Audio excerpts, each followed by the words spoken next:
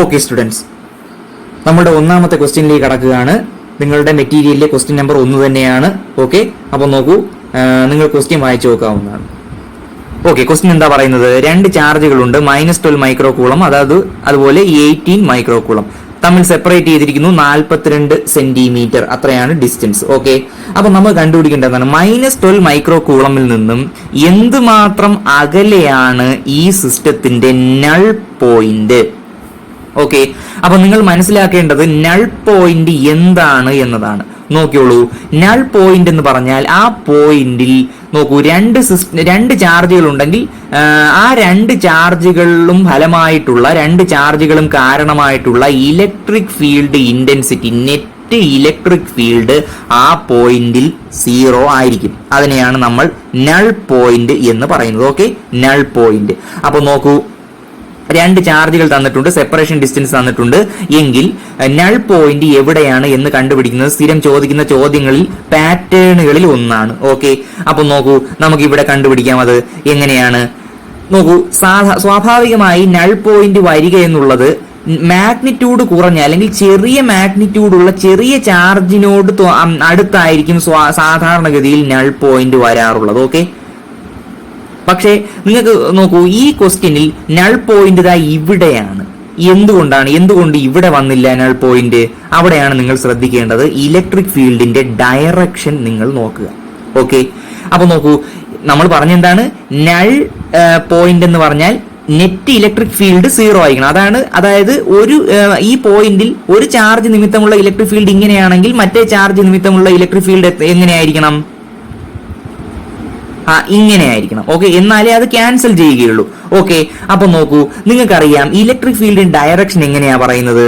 ഒരു പോസിറ്റീവ് ചാർജിൽ നിന്നും നോക്കൂ റേഡിയലി ഔട്ട്വേർഡ് ആണ്, എന്നാൽ ഒരു നെഗറ്റീവ് ചാർജിലേക്ക് വരുന്നതാണ് എന്ത്? Electric field direction. അതായത് +Q ആണെങ്കിൽ റേഡിയലി ഔട്ട്വേർഡും -Q ആണെങ്കിൽ റേഡിയലി ഇൻവേർഡും ആണെന്നാണ് നിങ്ങൾ പഠിച്ചിട്ടുള്ളത്. ഓക്കെ, അപ്പൊ നോക്കിക്കേ, നമുക്ക് ഈ പോസിറ്റീവ് ചാർജ് കാരണമുള്ള ഇലക്ട്രിക് ഫീൽഡ് നോക്കിക്കേ. അതിന്റെ ദിശ നമുക്ക് ഈ നൾ പോയിന്റ് ഇതിനകത്ത് എവിടെയെങ്കിലുമാണ്, തൊട്ട് ഇവിടെയാണെന്ന് നമുക്ക് സങ്കല്പിക്കാം. ഓക്കെ, അപ്പൊ ഈ പോയിന്റിൽ ഈ പോസിറ്റീവ് ചാർജ് കാരണമുള്ള ഇലക്ട്രിക് ഫീൽഡ് എങ്ങനെയാണ്? ഇങ്ങനെയാണ്. ഓക്കെ, ഇങ്ങോട്ടാണ്, അതായത് റേഡിയലി ഔട്ട്വേർഡ് ആണ്. പക്ഷെ ഇവിടെ നോക്കിക്കേ, ഈ നെഗറ്റീവ് ചാർജ് ഇത് കാരണമുള്ള ഇലക്ട്രിക് ഫീൽഡിന്റെ ഡയറക്ഷൻ എങ്ങനെയാണ്? അത് ഇങ്ങനെയാണ്. അപ്പൊ രണ്ടും ഒരേ ദിശയിലല്ലേ? അപ്പൊ അത് ക്യാൻസൽ ചെയ്യൂ? ഇല്ല. ഓക്കെ, എന്നാൽ ഇവിടെ നിങ്ങളൊന്ന് ശ്രദ്ധിച്ചു നോക്കിക്കേ, ഇവിടെ ഈ പോസിറ്റീവ് ചാർജ് കാരണമുള്ള ഇലക്ട്രിക് ഫീൽഡിന്റെ ഡയറക്ഷൻ നോക്കിക്കേ, അത് ഇങ്ങോട്ടല്ലേ? റേഡിയലി ഔട്ട്വേർഡ് ആണ്. എന്നാൽ നെഗറ്റീവ് ചാർജ് കാരണമുള്ള ഇലക്ട്രിക് ഫീൽഡോ അത് ഇങ്ങനെയാണ് വരിക. അപ്പൊ നോക്കിക്കേ, ആ പോയിന്റിൽ എങ്ങനെയാണ്? ഇങ്ങനെയാണ് വരിക. ഓക്കെ, അങ്ങനെ വന്നാലല്ലേ ക്യാൻസൽ ചെയ്യൂ. അപ്പൊ അങ്ങനെ വരുന്ന സ്ഥലം ഏതാണ് എന്ന് നോക്കുക, അത് പുറത്താണ്. അപ്പൊ നിങ്ങൾ ശ്രദ്ധിക്കണം, അകത്ത് ന്യൂട്രൽ പോയിന്റ് ഉണ്ട്. അതായത് ചെറിയ മാഗ്നിറ്റ്യൂഡുള്ള ചാർജിന്റെ നോക്കൂ തൊട്ടടുത്ത് ഇവിടെ ഈ സിസ്റ്റത്തിന്റെ അകത്ത് ഇവിടെ ന്യൂട്രൽ പോയിന്റ് ഉള്ള ക്വസ്റ്റ്യൻസ് ഉണ്ട്, അല്ലെങ്കിൽ അങ്ങനെയുള്ള എക്സാമ്പിളുകളുണ്ട്. പക്ഷെ ഇവിടെ നോക്കിക്കേ, അത് പുറത്താണ് വരിക. അപ്പൊ ന്യൂട്രൽ പോയിന്റ് അകത്തും വരാം, പുറത്തും വരാം. ഇനി നോക്കൂ, ന്യൂട്രൽ പോയിന്റ് എന്ന് പറഞ്ഞാൽ അവിടെ ഇലക്ട്രിക് ഫീൽഡ് 0 ആണ്, ഇൻഫിനിറ്റി ഒരു ന്യൂട്രൽ പോയിന്റ് ആണ്. അതായത് ഇൻഫിനിറ്റിയിൽ ഇലക്ട്രിക് ഫീൽഡ് 0 ആണ്. അപ്പൊ അതർ ദാൻ ഇൻഫിനിറ്റി എന്ന് ക്വസ്റ്റ്യനിൽ ചിലപ്പോൾ പ്രത്യേകം കാണും, പക്ഷെ ഇവിടെ ക്വസ്റ്റ്യനിൽ അതർ ദാൻ ഇൻഫിനിറ്റി എന്ന് പറഞ്ഞിട്ടില്ല. ഓക്കെ, അപ്പൊ നിങ്ങൾ നോക്കുക, കാര്യം മനസ്സിലായി എന്ന് ഞാൻ വിശ്വസിക്കുകയാണ്. അപ്പൊ ന്യൂട്രൽ പോയിന്റ് നോക്കിയേ, -12 മൈക്രോ കൂളമ്പിൽ നിന്നും ലെഫ്റ്റിലേക്ക് x ദൂരം അകലെയാണ്. ഓക്കെ, അപ്പൊ നോക്കാം, അവിടെ നെറ്റ് ഇലക്ട്രിക് ഫീൽഡ് 0 ആണ്. എന്ന് വെച്ചാൽ ഈ 18 മൈക്രോ കൂളം കാരണമുള്ള ഇലക്ട്രിക് ഫീൽഡും അതുപോലെ -12 മൈക്രോ കൂളം കാരണമുള്ള ഇലക്ട്രിക് ഫീൽഡും അവിടെ ഈക്വൽ ആയിരിക്കും, എന്നാലേ ബാലൻസ് ചെയ്യുകയുള്ളൂ. നമുക്ക് അങ്ങനെ ചെയ്തു നോക്കാം. നോക്കിക്കേ, ആദ്യം 12 മൈക്രോ കൂളം എടുക്കാം. 12 മൈക്രോ കൂളം എടുക്കുമ്പോൾ എന്ത് കിട്ടും? 12 × 1/4πε0. ഇലക്ട്രിക് ഫീൽഡിന്റെ ഈക്വേഷൻ നിങ്ങൾക്ക് അറിയാം, എന്താണ്? 1/4πε0 Q ഡിസ്റ്റൻസിന്റെ സ്ക്വയർ ആണ്. ഓക്കെ, 1/4πε0 12 × 10⁻⁶ അത് കൂളമാക്കുക /x², x ഡിസ്റ്റൻസ് ആണ്. That is equal to 1/4πε0 18 × 10⁻⁶ distance നോക്കി, ഇവിടെ മുതൽ ഇവിടം വരെയുള്ള ഡിസ്റ്റൻസ് എത്രയാണ്? ഇവിടെ മുതൽ ഇതുവരെയുള്ള 42 പ്ലസ് ഇവിടെ മുതൽ ഇവിടെ വരെയുള്ള x. അപ്പൊ 42 + x ² അപ്പൊ നോക്കിക്കേ, നിങ്ങൾക്ക് ഇത് സോൾവ് ചെയ്യാം. ക്യാൻസൽ ചെയ്യേണ്ടതെല്ലാം ക്യാൻസൽ ചെയ്ത് നിങ്ങൾക്ക് സോൾവ് ചെയ്യാം പെട്ടെന്ന്. ഓക്കെ, വീഡിയോയുടെ ചിലപ്പോൾ ലെങ്ത് കൂടി പോകുന്നുള്ളൂ, നമ്മൾ അത് ഡീറ്റെയിൽഡ് ആയിട്ട് പറയുന്നില്ല, നിങ്ങൾക്ക് ചെയ്ത് നോക്കാവുന്നതാണ്. ആൻസർ എത്ര? x = 187 centimetre. ഓപ്ഷൻ ബി ആണ് നമ്മുടെ ഫസ്റ്റ് ക്വസ്റ്റിന്റെ ആൻസർ. ഓപ്ഷൻ ബി ആണ്. ഓക്കെ സ്റ്റുഡൻസ്, അടുത്തത് നിങ്ങളുടെ മെറ്റീരിയലിലെ ക്വസ്റ്റ്യൻ നമ്പർ 2 ആണ്. നിങ്ങൾക്ക് ക്വസ്റ്റ്യൻ വായിച്ച് നോക്കാവുന്നതാണ്. ഓക്കെ, നോക്കൂ, ക്വസ്റ്റ്യൻ പെട്ടെന്ന് പറയാം. 2 സ്മോൾ ഐഡന്റിക്കൽ മെറ്റാലിക്കൽ സ്ഫിയറുകളുണ്ട്, ഒരേപോലെയുള്ള മെറ്റാലിക് സ്ഫിയറുകളുണ്ട്, എയും ബിയും. ഓക്കെ, രണ്ടുപേരും ക്യാരി ചെയ്യുന്ന ചാർജ് എത്രയാണ്? രണ്ടുപേരും ക്യാരി ചെയ്യുന്ന ചാർജ് ക്യൂ ആണ്. രണ്ടുപേരും ക്യാരി ചെയ്യുന്ന ചാർജ് ക്യൂ ആണ്. ഓക്കെ, അവ റിപ്പൽ ചെയ്യുന്നു, അതായത് രണ്ടും ഒരേ ചാർജ് അല്ലേ, സെയിം ചാർജുകൾ റിപ്പൽ ചെയ്യുന്നു. ഓക്കെ, ആ റിപ്പൽ ചെയ്യുന്ന ഫോഴ്സ് എത്രയാണെന്നാണ് പറഞ്ഞിരിക്കുന്നത്. ഇവ രണ്ട് സെപ്പറേറ്റ് ചെയ്തിരിക്കുന്ന ദൂരം ഇതാണെങ്കിൽ റിപ്പൽ ചെയ്യുന്ന ഫോഴ്സ് എഫ് ആണെന്നാണ് പറഞ്ഞിരിക്കുന്നത്. ഓക്കെ, പിന്നെന്താണ്? മറ്റൊരു അൺചാർജ്ഡ് മെറ്റാലിക് സ്ഫിയർ ആയ സി കൊണ്ടുവരുന്നു. അത് ആദ്യം എന്ത് ചെയ്യും? ഇതിന്റെ സെയിം സൈസായി നമ്മുടെ മേൽ പറഞ്ഞ 2 സ്ഫിയറുകളുടെയും പോലെയുള്ള സൈസുള്ള അൺചാർജ്ഡ് മെറ്റാലിക് സ്ഫിയർ ആയ സി കൊണ്ടുവരുന്നു. അത് ആദ്യം എന്ത് ചെയ്യുന്നു? അത് എ എന്നുള്ള ഈ സ്ഫിയറിനെ ടച്ച് ചെയ്യുന്നു. ഓക്കെ, എ എന്നുള്ള ഈ സ്ഫിയറിനെ ടച്ച് ചെയ്യുന്നു. അതിനുശേഷം അത് ബി എന്നുള്ള ഈ സ്ഫിയറിനെ ടച്ച് ചെയ്യുന്നു. അപ്പൊ മറക്കരുത്, ആദ്യം എ ടച്ച് ചെയ്യുന്നു, രണ്ടാമത് ബി എ ടച്ച് ചെയ്യുന്നു. ഓക്കെ, എന്നിട്ട് അത് മാറ്റുന്നു, റിമൂവ് ചെയ്യുന്നു. അങ്ങനെയാണ് എങ്കിൽ നോക്കൂ, ഇപ്പോ ഇവർ തമ്മിലുള്ള ഫോഴ്സ് എത്ര? നിങ്ങൾക്കറിയാം, അൺചാർജ്ഡ് ആയ ഒരു സ്ഫിയർ ചാർജ്ഡ് സ്ഫിയറിനെ ടച്ച് ചെയ്യുമ്പോൾ ചാർജ് റീഡിസ്ട്രിബ്യൂഷൻ സംഭവിക്കുന്നു. ഓക്കെ, അപ്പൊ ഇതിലുള്ള ചാർജ് മുൻപേയുള്ള ക്യൂ അല്ല. മനസ്സിലായില്ലേ? അപ്പോ അതുപോലെ അങ്ങനെയുള്ള ആ സ്ഫിയർ ചാർജ്ഡ് ആയതിനു ശേഷം പിന്നെയും തിരിച്ചതായി ഇവിടെ രണ്ടാമത് ബി എ ടച്ച് ചെയ്യുന്നു. അപ്പൊ ബിയിലും എന്ത് ചെയ്യുന്നു? ചാർജ് റീഡിസ്ട്രിബ്യൂഷൻ സംഭവിക്കുന്നു. അപ്പൊ നോക്കിക്കേ, സി എ മാറ്റി വെച്ചതിന് ശേഷം ഇവർക്ക് ഉള്ളത് ക്യൂവും അല്ല, പിന്നെന്താണ്? വ്യത്യസ്തമായ ചാർജുകളാണ്. അപ്പൊ വ്യത്യസ്തമായ ചാർജുകളാകുമ്പോൾ ഫോഴ്സും വ്യത്യാസപ്പെടുമല്ലോ. അപ്പോൾ ആ കേസിലുള്ള ഫോഴ്സ് ആണ് നമുക്ക് കണ്ടുപിടിക്കേണ്ടത്. ഓക്കെ, നോക്കൂ, ആദ്യം നിങ്ങൾ സി എന്ത് ചെയ്യുന്നു? എ ടച്ച് ചെയ്യുന്നു. ഓക്കെ, എ ടച്ച് ചെയ്യുന്നു. സി അൺചാർജ്ഡ് ആണ്, എ ചാർജ്ഡ് ആണ്. അപ്പൊ നോക്കിക്കേ, ഇവർ ടച്ച് ചെയ്തതിന് ശേഷം എയുടെ ചാർജ് എന്തായി മാറും? എയുടെ ചാർജ് Q/2 ആവും. എങ്ങനെയാണ്? ഇതിൽ നിന്നും ചാർജ് എന്ത് ചെയ്യുന്നു? അൺചാർജ്ഡ് സ്ഫിയറിലേക്ക് ഒഴുകി 2 ചാർജുകളും സെയിം ആയി ടോട്ടൽ ചാർജ് കൺസർവ്ഡ് ആയിരിക്കും. അപ്പൊ എന്താണ്? Q/2 ആയാലേ ടോട്ടൽ ചാർജ് Q ആവൂ. അപ്പൊ എയുടെ ചാർജ് എപ്പോൾ എത്രയാണ്? സി ടച്ച് ചെയ്തതിനു ശേഷം എയുടെ ചാർജ് Q2 ആണ്. സിയുടെ ചാർജ് എന്താണ്? അപ്പോ സിക്ക് Q/2 ചാർജ് കിട്ടിയില്ല എയിൽ നിന്നും, അപ്പൊ സിയുടെ ചാർജ് Q/2 ആണ്. ഇനി നോക്കൂ, ആ Q/2 ചാർജ് ഉള്ള സി ആണ് പിന്നെ നമ്മൾ എവിടെ കൊണ്ടുപോയി ടച്ച് ചെയ്യുന്നത്? ബിയിൽ ടച്ച് ചെയ്യുന്നത്. ഓക്കെ, അപ്പോ ഇപ്പൊ Q/2 ചാർജ് ഉള്ള സി വന്ന് ബിയിൽ ടച്ച് ചെയ്യും. അപ്പൊ എന്ത് ചെയ്യും? ചാർജ് പിന്നെയും റീഡിസ്ട്രിബ്യൂഷൻ നടക്കും. ഇതിൽ നിന്നുള്ള ചാർജ് എങ്ങോട്ട് വരും? ഇങ്ങോട്ട് വരും. 2 സ്ഥലത്തും ഒരുപോലെ ചാർജ് ആവും. അപ്പൊ നോക്കിക്കേ, ഇതിൽ നിന്നും ചാർജ് ഇങ്ങോട്ട് വരികയാണ് എങ്കിൽ എന്താണ്? സിയിലെ ചാർജ് കൂടും. സിയിൽ Q/2 അല്ലേ ഉള്ളൂ. സിയിലെ ചാർജ് എത്രയായി? 3/4 ആവുന്നു. ബിയിലെ ചാർജ് എത്രയേ ഉള്ളൂ? 3/4. കാര്യം ഇത് രണ്ടും കൂടി കൂട്ടിയാലേ എത്ര കിട്ടുകയുള്ളൂ? ടോട്ടൽ ചാർജ് എത്ര ഉണ്ടായിരുന്നു മുൻപ്? 3/4 + 3/2 എത്ര? ടോട്ടൽ ചാർജ് നോക്കൂ, അതായത് ഈ Q/2 + Q എത്രയാണ് ടോട്ടൽ ചാർജ്? അതായത് ടച്ച് ചെയ്യാൻ വരുന്ന സമയത്ത് ടോട്ടൽ ചാർജ് എത്രയാണ്? Q/2 + Q/2 എത്രയാണ്? 1.5. അതായത് എത്രയാണ്? 1 + ½ 3/2 Q ആയിരുന്നു ഉണ്ടായിരുന്നത് ടോട്ടൽ ചാർജ്. അപ്പൊ ആ ടോട്ടൽ ചാർജ് എന്ത് ചെയ്തു? ഡിവൈഡ് ചെയ്ത് 2 പേർക്കും പോയി. 3/2നെ 2 കൊണ്ട് ഡിവൈഡ് ചെയ്യുമ്പോൾ എത്ര കിട്ടും? 3/4. അപ്പോ സിയിലും ബിയിലും എത്ര ചാർജ് ഉള്ളപ്പോ? ഇപ്പോ 3/4 Q. ഇനി നമ്മൾ ആ സി എ അങ്ങ് മാറ്റുന്നു, റിമൂവ് ചെയ്യുന്നു. അപ്പൊ നമുക്ക് ആരൊക്കെ ഉണ്ട്? ഇപ്പോ എയും ബിയും ഉണ്ട്. ഇപ്പൊ അവയുടെ ചാർജ് Q ആണോ? അല്ല. പിന്നെയോ എയുടെ ചാർജ് Q/2 ആയി, ബിയുടെ ചാർജ് 3Q/4 ആയി. ഇവ രണ്ടും തമ്മിലുള്ള സെപ്പറേഷൻ മാറിയിട്ടുണ്ടോ? ഇല്ല. അപ്പൊ നോക്കൂ, നമുക്ക് ഫോഴ്സ് പുതിയത് കണ്ടുപിടിക്കാം. എങ്ങനെ? 1/4πε0 പുതിയ ചാർജ് എയുടെ, പുതിയ ചാർജ് ബിയുടെ. Q/2 × 3Q/4/r². That is equal to എത്ര? അത് നിങ്ങൾക്ക് എന്ത് ചെയ്യാം? ഇതിൽ നിന്നൊരു 1/2 ഇങ്ങ് എടുക്കാം, ഇതിൽ നിന്നൊരു 3/4 ഇങ്ങ് എടുത്താൽ ബാക്കി എന്തുണ്ട്? 1/4πε0 Q/r². ഇത് നോക്കിക്കേ, സി ടച്ച് ചെയ്യുന്നതിന് മുൻപ് ഇവരുടെ ഫോഴ്സ് എത്രയായിരുന്നു? എഫ് ആയിരുന്നു. അതിന്റെ മാഗ്നിറ്റ്യൂഡ് അല്ലേ ഇത്? അപ്പൊ നിങ്ങൾക്ക് ഇവിടെ മൾട്ടിപ്ലൈ ചെയ്യുമ്പോൾ 3/2 × 4 8 മുൻപേയുള്ള ഫോഴ്സ് എഫ്. അപ്പൊ 3/8 എന്ന് കിട്ടും. ഓപ്ഷൻ എ ആണ് സെക്കൻഡ് ക്വസ്റ്റിന്റെ ആൻസർ. ഓപ്ഷൻ എ ആണ്. ഓക്കെ സ്റ്റുഡൻസ്, അടുത്തത് നമുക്ക് ക്വസ്റ്റ്യൻ നമ്പർ 3ലേക്ക് പോകാം. എന്താണ് ക്വസ്റ്റ്യൻ നമ്പർ 3 പറയുന്നത്? നിങ്ങൾക്ക് ക്വസ്റ്റ്യൻ വായിച്ചു നോക്കാവുന്നതാണ്. ഓക്കെ, അതായത് 2 ചെറിയ സ്ഫിയറുകളുണ്ട്. അവയുടെ സെപ്പറേഷൻ 3 സെന്റിമീറ്റർ ആണ്. ഓക്കെ, 3 സെന്റിമീറ്റർ ആണെങ്കിൽ അവയുടെ ഫോഴ്സ് ഓഫ് റിപ്പൾഷൻ, അതായത് ആ രണ്ട് സ്ഫിയറുകൾ തമ്മിലുള്ള, നോക്കൂ രണ്ട് സ്ഫിയറുകൾ ഉണ്ട്, ഒരേ ചാർജ് ആണ്, അവ തമ്മിൽ സെപ്പറേറ്റ് ചെയ്തിരിക്കുന്ന ഡിസ്റ്റൻസ് എത്രയാണ്? 3 സെന്റിമീറ്റർ ആണ് എങ്കിൽ, നോക്കൂ ക്വസ്റ്റ്യൻ ഇത്രയാണ്, ഇവ തമ്മിലുള്ള ഫോഴ്സ് ഓഫ് റിപ്പൾഷൻ 10⁻⁹ ന്യൂട്ടൺ ആണ് ആവണം എങ്കിൽ, 10⁻⁹ ന്യൂട്ടൺ ആവണം എങ്കിൽ, ഓക്കെ, ഇവ ഓൾറെഡി റിപ്പൽ ചെയ്തിരിക്കുകയാണ്. എന്നാൽ ആ റിപ്പൾഷൻ നോക്കൂ, അത് 10⁻⁹ ന്യൂട്ടൺ ആകണം എങ്കിൽ നോക്കൂ, നിങ്ങൾ രണ്ട് സ്ഫിയറുകളിലും എക്സസ് ഇലക്ട്രോണുകൾ സപ്ലൈ ചെയ്യണം. അത് എത്ര എക്സസ് ഇലക്ട്രോണുകൾ സപ്ലൈ ചെയ്യണം എന്നതാണ് ക്വസ്റ്റ്യൻ. ഓക്കെ, ക്വസ്റ്റ്യൻ ക്ലിയർ ആയി എന്ന് വിശ്വസിക്കുന്നു. അപ്പോ എന്താണ്, കൂടുതൽ പറയേണ്ട ആവശ്യമില്ലല്ലോ. ഓക്കെ, അപ്പൊ നമുക്ക് ക്വസ്റ്റ്യനിലേക്ക് കടക്കാം. നോക്കൂ, ഇവ രണ്ടും തമ്മിലുള്ള ഫോഴ്സ് ഓഫ് റിപ്പൾഷൻ എത്രയാണ്? അതിന്റെ equation 1/4πε0 Q × Q. Already Q charge ഉണ്ട്, Q × Q ബൈ സെപ്പറേഷന്റെ സ്ക്വയർ R². ഓക്കെ, ഇനി അവ തമ്മിലുള്ള സെപ്പറേഷൻ എത്ര ആകണം എന്നാ പറഞ്ഞിരിക്കുന്നത്? 10⁻⁹. അപ്പൊ നോക്കൂ, നമുക്ക് ഇക്വേറ്റ് ചെയ്യാം. 10⁻⁹ = 9 × 10⁻⁹ ഇൻറ്റു, നോക്കൂ Q നമുക്ക് അറിഞ്ഞുകൂടാ, Q² ഡിവൈഡഡ് ബൈ സെപ്പറേഷൻ എത്ര? 3 × 10⁻⁻². ഓക്കെ, ഈ Q എന്ന് പറഞ്ഞാൽ എന്താണ്? എക്സസ് ചാർജ് ആണ് ഉദ്ദേശിക്കുന്നത്. ഓൾറെഡി ചാർജ് ഉണ്ട്, എക്സസ് ചാർജ് ആണ് നമ്മൾ ഈ പറഞ്ഞിരിക്കുന്നത്. അതായത് നിങ്ങൾ എന്ത് മാത്രം ചാർജ് സപ്ലൈ ചെയ്തു, അതാണ് കേട്ടോ ഈ Q. നിങ്ങൾ Q ചാർജ് രണ്ടിലും സപ്ലൈ ചെയ്തു, അത് എത്ര ഇലക്ട്രോണുകളാണ്?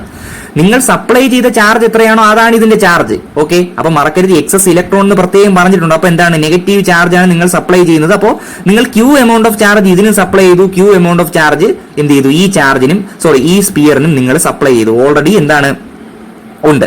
ഓക്കെ, അപ്പൊ നോക്കുക, അത് നിങ്ങൾ മനസ്സിലാക്കണം കേട്ടോ. Q എന്ന് പറഞ്ഞാൽ എന്താണ്? ഓൾറെഡി ഉള്ള ചാർജ് അല്ല, ഞാൻ അങ്ങനെ പറഞ്ഞെന്നാണ് എനിക്ക് തോന്നുന്നത്. ഓൾറെഡി ഉള്ള ചാർജ് അല്ല, ഇത് സപ്ലൈ ചെയ്ത ചാർജാണ്. നിങ്ങൾ സപ്ലൈ ചെയ്ത ചാർജ് എത്രയാണോ അതാണ് ഇതിന്റെ ഓരോന്നിന്റെയും ചാർജ്. ഓക്കെ, അപ്പൊ നോക്കുക, 9 × 10⁻⁹ 1/4πε0 value into Q² divided by separation 3 × 10⁻². ഇതിൽ നിന്ന് Q² നിങ്ങൾക്ക് റെഡ്യൂസ് ചെയ്ത് കിട്ടുമ്പോൾ 10�6 എന്ന് കിട്ടും, Q10³ എന്ന് കിട്ടും. സ്ക്വയർ റൂട്ട് എടുക്കുമ്പോൾ നോക്കൂ, ചാർജ് എന്ന് പറഞ്ഞാൽ എന്താണെന്ന് ഞാനൊരു ഭിത്തിയുടെ അനാലജി പറഞ്ഞതാണ്. എങ്ങനെയാണ്?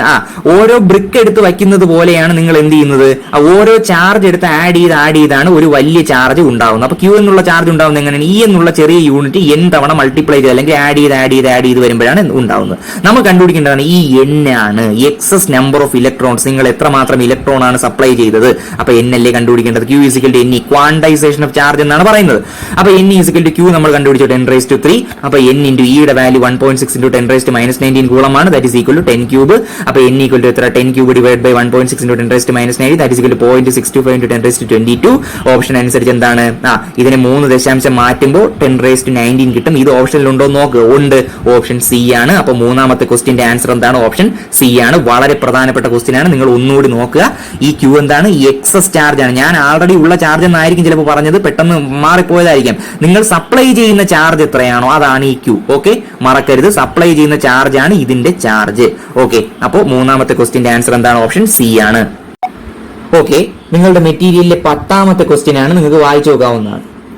ഓക്കെ, ക്വസ്റ്റ്യൻ എന്താ പറയുന്നത്? രണ്ട് ചാർജുകൾ 1 മൈക്രോ കൂളമാണ് ഓരോന്നിന്റെയും charge.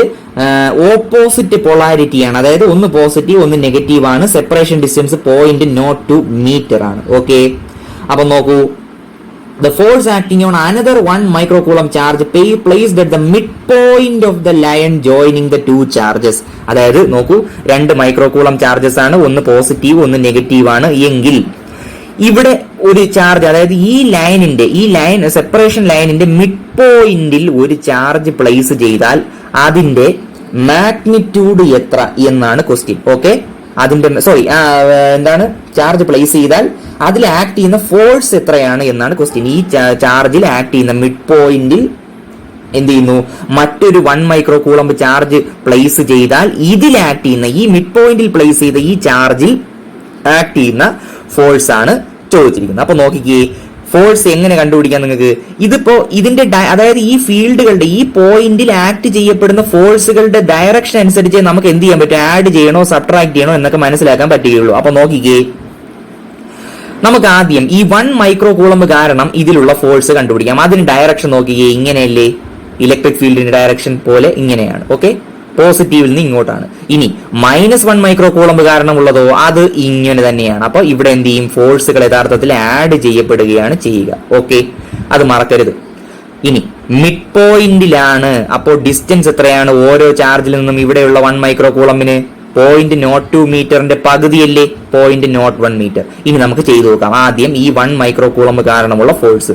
Okay, that is 1/4πε0 into Q into Q, അതായത് ഇവിടെയുള്ള 1 മൈക്രോ കൂളമ്പ്, ഇവിടെയുള്ള 1 മൈക്രോ കൂളമ്പ്. അപ്പൊ എത്രയായി? ഒരു മൈക്രോ കൂളമ്പിനെ കൂളം ആക്കുമ്പോൾ 10⁻⁻6 കൊണ്ട് മൾട്ടിപ്പിൾ ആണ്. ഒന്നും ഇവിടെ എഴുതുന്നില്ല. 10⁻⁻6 whole square divided by separation ഡിസ്റ്റൻസിന്റെ സ്ക്വയർ 0.01 ഹോൾ സ്ക്വയർ ചെയ്യുമ്പോൾ 90 ന്യൂട്ടൺ എന്ന് കിട്ടുന്നു. ചെയ്തു നോക്കാവുന്നതാണ്. ഇനി F2 നോക്കിക്കേ. 9 × 10⁻⁹ ഇൻറ്റു ഇവിടെയും എത്ര?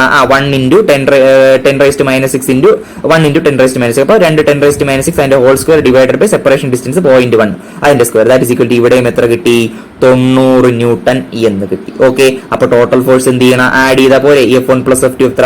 90 + 90 that is equal to 180 newton എന്ന് കിട്ടും. ഓപ്ഷൻ ഇ ആണ്. 10ാമത്തെ ക്വസ്റ്റിന്റെ ആൻസർ ഓപ്ഷൻ ഇ ആണ്. ഓക്കെ സ്റ്റുഡൻസ്, നിങ്ങളുടെ മെറ്റീരിയലിലെ 12ാമത്തെ ക്വസ്റ്റ്യൻ ആണ്. ക്വസ്റ്റ്യൻ നിങ്ങൾക്ക് വായിച്ചു നോക്കാവുന്നതാണ്. നോക്കൂ, ഒരു ഓയിൽ ഡ്രോപ്പിൽ 12 എക്സസ് ഇലക്ട്രോണുകൾ ഉണ്ട്. അപ്പോൾ 12 എക്സസ് ഇലക്ട്രോണുകളുള്ള ഒരു ഓയിൽ ഡ്രോപ്പ് എന്ത് ചെയ്യുകയാണ്? ഒരു നിശ്ചിത ഇലക്ട്രിക് ഫീൽഡിൽ സ്റ്റേഷനറി ആയി നിൽക്കുകയാണ്. ഓക്കെ, മറക്കരുത്, നിശ്ചിത ഇലക്ട്രിക് ഫീൽഡിൽ സ്റ്റേഷനറി ആയി നിൽക്കുകയാണ്. ഓക്കെ, നോക്കൂ, ആ ഇലക്ട്രിക് ഫീൽഡിന്റെ മാഗ്നിറ്റ്യൂഡ് തന്നിട്ടുണ്ട് 2.55 × 10⁻⁴ ന്യൂട്ടൺ പെർ കൂളം. ഇനി നോക്കൂ, ആ ഓയിൽ ഡ്രോപ്പ്, ആ ഓയിലിന്റെ ഡെൻസിറ്റി 1.26 ഗ്രാം/സെന്റിമീറ്റർ³ ആണ്. നമുക്ക് കണ്ടുപിടിക്കേണ്ടത് എന്താണ്? ആ ഓയിൽ ഡ്രോപ്പിന്റെ റേഡിയസ് ആണ് കണ്ടുപിടിക്കേണ്ടത്. ഓക്കെ, ഇനി ഓപ്ഷൻ ശ്രദ്ധിച്ചോ. ഓപ്ഷനിൽ എന്താ പറഞ്ഞിരിക്കുന്നത്? നിങ്ങൾക്ക് എന്താണ് നിങ്ങൾക്ക് തന്നിട്ടുള്ളത്? അത് നമുക്ക് ഓൾറെഡി എന്താണ് ലൈവായിട്ട് നമുക്ക് ഇന്ന് ചെയ്തു നോക്കാം. ഓക്കെ, അപ്പൊ 12ാമത്തെ ക്വസ്റ്റ്യൻ ആണ് നമ്മൾ നോക്കുന്നത്. നിങ്ങൾക്ക് ക്വസ്റ്റ്യൻ വേണമെങ്കിൽ ഒന്നുകൂടെ വായിച്ചു നോക്കാവുന്നതാണ്. ഓക്കെ, അപ്പൊ നോക്കിക്കോ എങ്ങനെയാ ചെയ്യുന്നത്. 12ാമത്തെ ക്വസ്റ്റ്യൻ.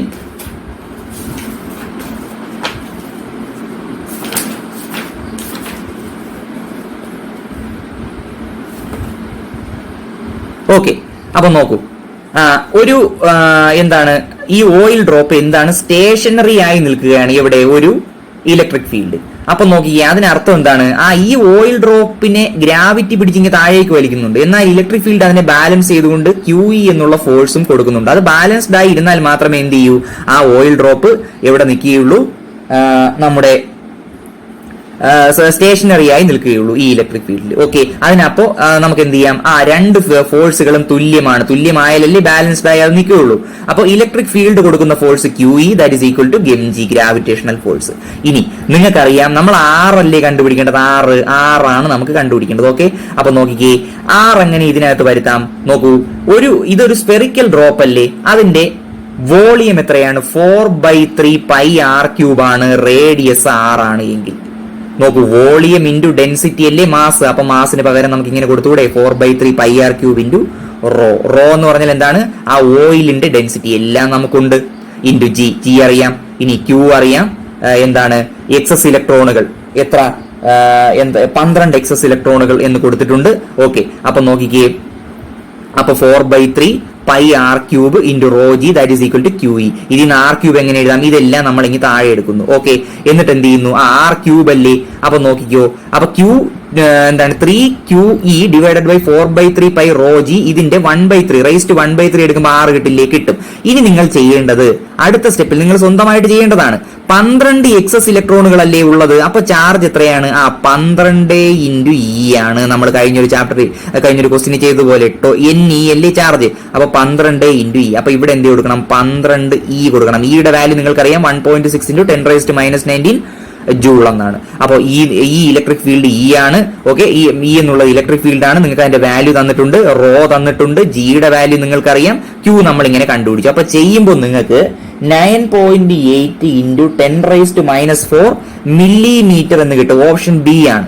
ഞാൻ ചെയ്തു നോക്കിയിട്ടില്ല, നിങ്ങൾക്ക് ചെയ്തു നോക്കി ഉറപ്പിക്കാവുന്നതാണ്. ഇതാണ് മെത്തേഡ്. ഓക്കെ, അപ്പൊ ചെയ്തു നോക്കി, ഇതാണ് ആൻസർ. ഇത് ആൻസർ വരും. ഓക്കെ, അപ്പൊ നോക്കുക, നിങ്ങൾക്ക് പറഞ്ഞ മനസ്സിലായല്ലോ. രണ്ട് ഫോഴ്സുകൾ ബാലൻസ് ആയി നിന്നാൽ മാത്രമേ എന്ത് ചെയ്യുള്ളൂ? ഈ ഇലക്ട്രിക് ഫീൽഡിൽ എന്ത് ചെയ്യുള്ളൂ? ഈ ഡ്രോപ്പ് സ്റ്റേഷനറി ആയി നിൽക്കുകയുള്ളൂ. അതുകൊണ്ടാണ് നമ്മൾ ഇലക്ട്രിക് ഫീൽഡ് കാരണമുള്ള force, electrostatic force QE = mg എന്ന് കൊടുത്തു. ഗ്രാവിറ്റേഷണൽ ഫോഴ്സ് എമ്മിന് പകരം നമ്മൾ എന്ത് കൊടുത്തു? r കണ്ടുപിടിക്കണം. അതുകൊണ്ട് നമ്മൾ വോളിയം ഇൻറ്റു ഡെൻസിറ്റി എന്നുള്ള ഫോർമാറ്റിലേക്ക് അതിനെ കൊടുത്തു. എന്നാലേ r വരികയുള്ളൂ. 4/3 πr³ into ρg.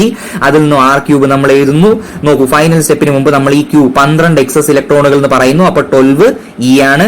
Okay, 12 E ആണ്. അങ്ങനെ ചെയ്ത് നോക്കുമ്പോൾ നിങ്ങൾക്ക് ഈ ആൻസർ കിട്ടും. ഓക്കെ, വളരെ എളുപ്പമാണ് ക്വസ്റ്റ്യൻ. 12th ക്വസ്റ്റ്യൻ ആൻസർ എത്രയാണ്? ഓപ്ഷൻ നിങ്ങളുടെ ഓപ്ഷൻ ബി ആണ്. ഓപ്ഷൻ ബി ആണ്. ഓക്കെ, ഓപ്ഷൻ ബി ആണെന്ന് തോന്നുന്നു. 9.8 into 10⁻⁻⁴ മില്ലിമീറ്റർ ആണ്. Okay, thank U. Okay students, അടുത്തത് നിങ്ങളുടെ മെറ്റീരിയലിലെ 16ാമത്തെ ക്വസ്റ്റ്യൻ ആണ്. നിങ്ങൾക്ക് ക്വസ്റ്റ്യൻ വായിച്ചു നോക്കാവുന്നതാണ്. നോക്കൂ, ഒരു ചാർജ് Q1 അതിനെ എന്ത് ചെയ്യുന്നു? ഒരു ഹോളോ കണ്ടക്ടിങ് സ്ഫിയറിന്റെ സെന്ററിൽ പ്ലേസ് ചെയ്യുന്നു. ഓക്കെ, അതായത് ഇതാണ് ഒരു ഹോളോ കണ്ടക്ടിങ് സ്ഫിയർ എങ്കിൽ അതിന്റെ സെന്ററിൽ ആരുണ്ട്? Q1 എന്നുള്ള ഒരു ചാർജ് ഉണ്ട്. ഓക്കെ, മറ്റൊരു ചാർജായ Q2വിനെ നോക്കൂ, ഈ സ്ഫിയറിന്റെ വെളിയിൽ പ്ലേസ് ചെയ്തിരിക്കുന്നു എങ്കിൽ താഴെ പറയുന്ന ഏത് സ്റ്റേറ്റ്മെന്റ് ആണ് ശരി എന്നതാണ് പറഞ്ഞത്. ഓക്കെ, അതാണ് നമ്മൾ കണ്ടുപിടിക്കേണ്ടത്. ഒന്നാമത്തെ സ്റ്റേറ്റ്മെന്റ് എന്താണ്? Q1ഉം Q2ഉം ഒരേ ഫോഴ്സ് എക്സ്പീരിയൻസ് ചെയ്യും. രണ്ടാമത്തെ Q1 experiences a force but Q2 does not. Q1 ഒരു ഫോഴ്സ് എക്സ്പീരിയൻസ് ചെയ്യും, പക്ഷെ Q2 എക്സ്പീരിയൻസ് ചെയ്യില്ല. ഇനി മൂന്നാമത്തെ ഓപ്ഷനോ, Q1ഉം Q2ഉം ഒരു ഫോഴ്സും എക്സ്പീരിയൻസ് ചെയ്യില്ല. നാലാമത്തെ ഓപ്ഷൻ Q1 ഫോഴ്സ് എക്സ്പീരിയൻസ് ചെയ്യില്ല, പക്ഷേ Q2 എക്സ്പീരിയൻസ് ചെയ്യും. ഇനി ഈ അഞ്ചാമത്തെ ഓപ്ഷനോ, ഫോഴ്സ് ഓൺ Q2 ഈസ് 0. നിങ്ങൾക്കറിയാം, നോക്കൂ, ഒരു ഹോളോ കണ്ടക്ടിങ് സ്ഫിയറിന്റെ അകത്ത് ഇലക്ട്രിക് ഫീൽഡ് 0 അല്ലേ? അതിനർത്ഥം എന്താണ്? ഈ Q1 എന്നുള്ള ഫോഴ്സ് എക്സ്പീരിയൻസ് ചെയ്യില്ല.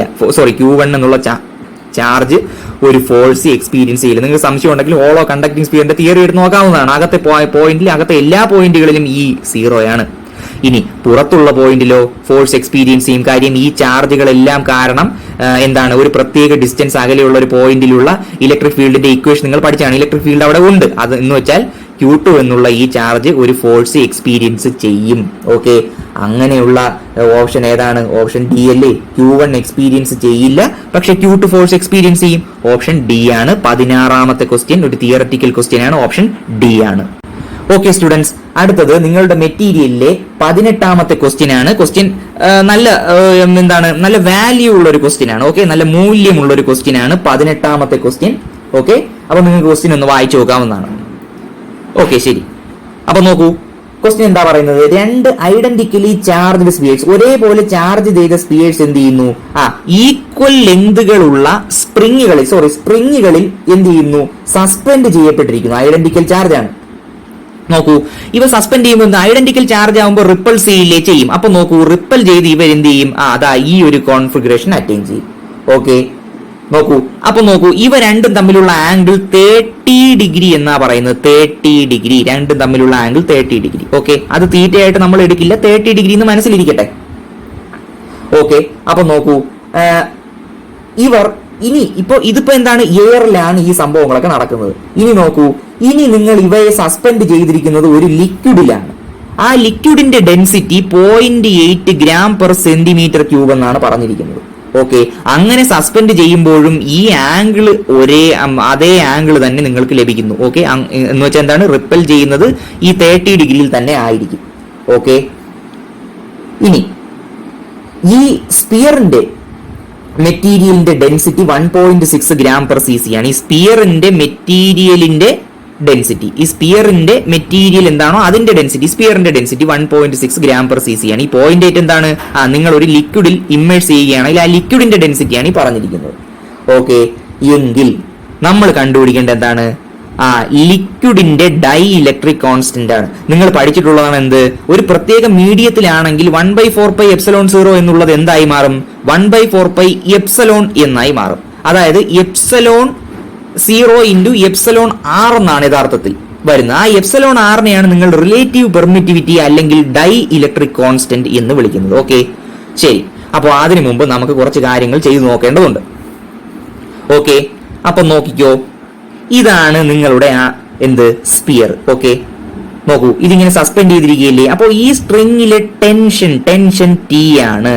ആ ടെൻഷനെ നിങ്ങൾ രണ്ട് കമ്പോണന്റുകളാക്കി റിസോൾവ് ചെയ്യുന്നു. ഒന്ന് കോസ് കമ്പോണന്റ്, ഒന്ന് സൈൻ കമ്പോണന്റ്. നോക്കിക്കോ, ഈ കോസ് കമ്പോണന്റ് ആരുമായി ബാലൻസ് ചെയ്യും? നോക്കൂ, ആക്സിലറേറ്റ് വെയിറ്റുമായി ബാലൻസ് ചെയ്യും. വെയിറ്റ് ഇങ്ങനെ വെർട്ടിക്കലി താഴോട്ടല്ലേ? mgയുമായി ബാലൻസ് ചെയ്യും. ഇനി നോക്കിക്കേ, ഈ സൈൻ കമ്പോണന്റ് അല്ലേ യഥാർത്ഥത്തിൽ എന്ത് സംഭവിക്കുന്നത്? ഇലക്ട്രോസ്റ്റാറ്റിക് ഫോഴ്സ്, ഈ റിപ്പൾസീവ് ഫോഴ്സ് പ്രൊവൈഡ് ചെയ്യുന്നത്. ഈ സൈൻ കമ്പോണന്റ് ആണ്. അപ്പൊ നമുക്ക് എന്ത് ചെയ്യാം, ഈ റിപ്പൾസീവ് ഫോഴ്സിനെ സൈൻ കമ്പോണന്റുമായി ഇക്വേറ്റ് ചെയ്യാം. T sine theta equal to 1/4πε0 രണ്ട് ചാർജുകൾ Q1 Q2 divided by separation distance R ആണ് എങ്കിൽ ഇവ രണ്ടും തമ്മിലുള്ള. ഓക്കെ, ഇനി ടി കോസ് തീറ്റ ആരുമായി ബാലൻസ് ചെയ്തു, വെയിറ്റുമായി ബാലൻസ് ചെയ്തു. അപ്പൊ ടി കോസ് തീറ്റ mg എന്ന് എഴുതാം. ഇനി നോക്കിക്കേ, ഈ 1/2 ഇക്വേഷൻ 1/2 നിങ്ങൾ ചെയ്യുമ്പോൾ എന്ത് കിട്ടും, tan theta is equal to, നോക്കൂ ക്യാൻസൽ ചെയ്യേണ്ടതെല്ലാം ക്യാൻസൽ ചെയ്ത് പോയിട്ട് എന്ത് കിട്ടും, 1/4πε0 Q1 Q2 R², പിന്നെ ഒരു mg ഇങ്ങ് താഴെ കിടക്കും. ഇത് ഇക്വേഷൻ നമ്പർ 1 ആക്കി എടുക്കുക. ഓക്കെ, ശരി. ഇനി ഇത് എല്ലാം എയറിലാണ് നടക്കുന്നത്. നിങ്ങൾ ഇനി ഈ സിസ്റ്റത്തെ എന്ത് ചെയ്തു, ഒരു ലിക്വിഡിൽ ഇമ്മേഴ്സ് ചെയ്തു. അപ്പൊ നമ്മുടെ മീഡിയം എന്താണ്, ഇപ്പോ എയർ അല്ല, ആ ലിക്വിഡ് ആണ്. ഓക്കെ, ആ ലിക്വിഡിൽ ഇമ്മേഴ്സ് ചെയ്യുമ്പോഴും തീറ്റയുടെ വാല്യൂ സെയിം തന്നെയാണെന്നാണ് പറഞ്ഞിരിക്കുന്നത്. അപ്പൊ ആ തീറ്റയുടെ വാല്യൂ അതിന് നമുക്ക് ടാൻ തീറ്റ ഡാഷ് എന്ന് വിളിക്കാം. അവിടുത്തെ വാല്യൂ സെയിം ആണെന്ന് പറഞ്ഞിട്ടുണ്ട്. നമുക്ക് എന്ത് ചെയ്യാം, തീറ്റ ഡാഷ് എന്ന് വിളിക്കാം. ആ ടാൻ തീറ്റ ഡാഷ് അപ്പൊ നോക്കിക്കേ, ഇതുപോലെ എഴുതാം. എങ്ങനെ, 1/4πε0. ഇവിടെ ε0 മാത്രം, കാര്യം ഇവിടെ എയർ ആണ്. എന്നാൽ ഇവിടെ എന്താണ്, ε0 ഇൻറ്റു εr അല്ലെങ്കിൽ എപ്സലോൺ. ആ എപ്സലോണിനെയാണ് ε0 ഇൻറ്റു εr എന്ന് കൊടുക്കുന്നത്. εr ആണ് ഡൈഇലക്ട്രിക് കോൺസ്റ്റന്റ്, അതിന്റെ മറ്റൊരു സിമ്പിൾ ആണ് K. നമ്മൾ കണ്ടുപിടിക്കേണ്ടത് K ആണ്. ഓക്കെ, എന്തുകൊണ്ട് എപ്സലോൺ പറഞ്ഞു, ആ മീഡിയത്തിലാണ് നമ്മൾ ഇമ്മേഴ്സ് ചെയ്തത്. ഓക്കെ, ഇൻറ്റു Q1 Q2 ചാർജുകൾ വ്യത്യാസപ്പെടുന്നില്ല, ഡിവൈഡഡ് ബൈ സെപ്പറേഷൻ മാറുന്നില്ല, R², സെപ്പറേഷൻ മാറിയാൽ തീറ്റ മാറും, സെപ്പറേഷൻ മാറുന്നില്ല. 1 ഇൻറ്റു 1/, നോക്കൂ m ഇൻറ്റു മാസ് മാറില്ല, പക്ഷേ മാറുന്ന ഒരാളുണ്ട്, എന്താണ്, G, acceleration due to gravity. അതെങ്ങനെ മാറും, G മാറി G ഇൻറ്റു 1 മൈനസ്, നോക്കൂ, density of liquid divided by density of the solid. ഇത് നിങ്ങൾക്ക് സംശയം ഉണ്ടെങ്കിൽ നമുക്ക് ആക്സിലറേഷൻ ഡ്യൂ ടു ഗ്രാവിറ്റേഷൻ എന്നുള്ള ചാപ്റ്ററിൽ G എങ്ങനെ ഒരു പ്രത്യേക മീഡിയത്തിൽ ഇടുമ്പോൾ എങ്ങനെ മാറുന്നു എന്ന് ആ ഇക്വേഷൻ ഇങ്ങനെയാണ്. ഈ മീഡിയത്തിന്റെ ഡെൻസിറ്റിയാണ് ഇത്, ആ മെറ്റീരിയലിന്റെ ഡെൻസിറ്റിയാണ് ഇത്. സംശയം ഉണ്ടെങ്കിൽ നിങ്ങൾക്ക് അത് നോക്കാവുന്നതാണ്. ഓക്കെ, അപ്പൊ ഇതുവരെ ക്ലിയർ ആയി എന്ന് വിശ്വസിക്കുന്നു. ഇനി നോക്കിക്കേ, ആംഗിൾ രണ്ടും സെയിം ആണെന്നല്ലേ ക്വസ്റ്റിനിൽ പറഞ്ഞിരിക്കുന്നത്. അപ്പൊ നമുക്ക് എന്ത് ചെയ്യാം, tan theta dash is equal to tan theta എന്ന് എഴുതാം. എന്ന് വെച്ചാൽ രണ്ട് നമുക്ക് ഇക്വേറ്റ് ചെയ്യാം. ടാൻ തീറ്റ ഡാഷിന്റെ ഫോർമുല ഇതാണ്. നോക്കൂ, ഇനി നോക്കൂ, എന്താണ്, ലിക്വിഡിന്റെ ഡെൻസിറ്റി 0.8, അത് നമ്മൾ സബ്സ്റ്റിറ്റ്യൂട്ട് ചെയ്യുന്നു. മെറ്റീരിയലിന്റെ ഡെൻസിറ്റി 1.6 ആണ്. ഓക്കെ, അത് നമ്മൾ സബ്സ്റ്റിറ്റ്യൂട്ട് ചെയ്ത് നോക്കൂ, ചെയ്ത് വരുമ്പോൾ നിങ്ങൾക്ക് ക്യാൻസൽ ചെയ്തിട്ട് ഇങ്ങനെ കിട്ടുന്നു. ഓക്കെ, ഇത് കൂടുതൽ എക്സ്പ്ലനേഷന്റെ ആവശ്യമില്ല. അപ്പൊ ചെയ്യുമ്പോൾ നിങ്ങൾക്ക് എന്ത് കിട്ടും, മനോഹരമായ ആൻസർ ആയി K ഈസ് ഈക്വൽ ടു 2 എന്ന് കിട്ടുന്നു. ഓപ്ഷൻ എ ആണ്. ഇത് എത്രാമത്തെ ക്വസ്റ്റ്യൻ ആണ്, 18ാമത്തെ ക്വസ്റ്റ്യൻ. വളരെ വളരെ important, very very important question. K is equal to 2, dielectric constant of the medium is equal to 2. Okay, ഒന്നുകൂടി നിങ്ങൾ ക്വസ്റ്റ്യൻ ഒന്ന് നോക്കുക, വളരെ എളുപ്പമുള്ള ക്വസ്റ്റ്യൻ ആണ്. Okay, thank U.